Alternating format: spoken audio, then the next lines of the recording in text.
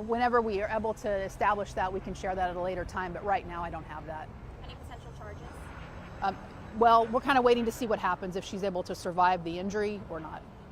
And the one gunshot that was fired by your officer, I mean, to me that seems like sort of training probably kicked in there to only fire one gunshot. What can you say about that? Absolutely. It's a testament to our training, the training that officer received, several thousand hours before he even became a Fresno police officer, through the academy and the training in our field training and our training center, the regional training center, where the officers go multiple times a year, and they participate in shoot, don't shoot scenarios and threat and de-escalation. And obviously that de-escalation is trying to get this female to put the knife down first, but she refused to do that, forcing the officer to use deadly force to protect the life of another person.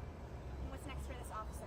Well, he's about a 9-year veteran of the Fresno Police Department, and our policy is that he will be placed on administrative leave, paid administrative leave, pending a psych visit, multiple other layers to make sure he's okay to return to work. And we have a world-class wellness center for police officers here at the Fresno Police Department, so we'll make sure he gets the full support of that, and our staff and his peers as well, as he prepares to return to work. Chief, the suspect and the victim, were they unhoused? No indication of that. I don't know, but there was no indication of that, certainly. And one more for you, knowing that the suspect had sort of these suicidal thoughts, those statements, was a mental health professional dispatched to the scene? Oh no, things happen far too fast for that. And with a weapon on scene like that, it wouldn't have been safe for a mental health professional to insert themselves. The officer had to rely on their multiple hours of de-escalation training, that in this case, no amount of it was going to work. He had to take action before somebody was fatally or seriously injured. Now, can you describe, you watched this video, can you describe kind of her state? Obviously she was making suicidal threats, but did she seem in her right mind? It's difficult to tell. There weren't a whole lot of words exchanged or anything like that, or if she was talking, I don't recall, but it was difficult to tell. I'll just leave it at that. Chief, was the officer on patrol, or was he dispatched from the suspect? He was out on patrol, assigned to the fax unit, as we have multiple officers, and he was able to respond very quickly to the call for help from one of the fax employees. What's his background? How long has he been on the force? 9 years about, and he's been a 9-year veteran and works for the fax unit. Was there any other witnesses? Multiple other witnesses.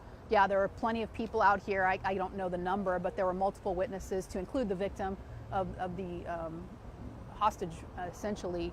And then we also have our body cameras, of course, but there's many cameras out here as well as on the fax buses that we'll be examining later. How close in proximity was that suspect to the hostage that she had? Oh, to the hostage? In contact, bodily contact. You said she was elderly. Do you know how old? I don't want to be rude either and guess, but she was a gray-haired lady, and she obviously had some problems walking. So I mean, just clearly not a young woman.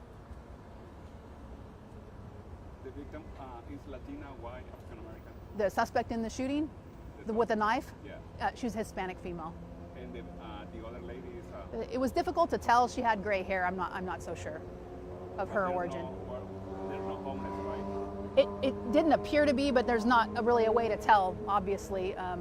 We haven't gotten deep enough into it to confirm where they live or anything like that. And Chief, how long do you expect for the scene to be held up? It'll definitely be several more hours. So thankfully we were able to open Blackstone for the most part so that traffic's not completely stopped. What are the next steps in the investigation in terms of reviewing the body-worn video and the surveillance cameras?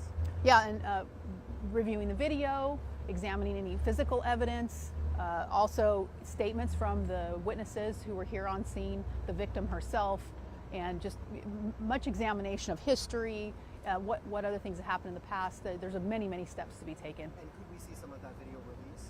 Oh, absolutely. Under the law, we will be releasing it, but it just depends on how fast we can get it processed. And you have to remember, there's multiple investigations going on here. There's an administrative investigation, there's a criminal investigation. We have the district attorney's office out here, so everybody plays a part in ensuring that everything was done according to the law and policy. All right?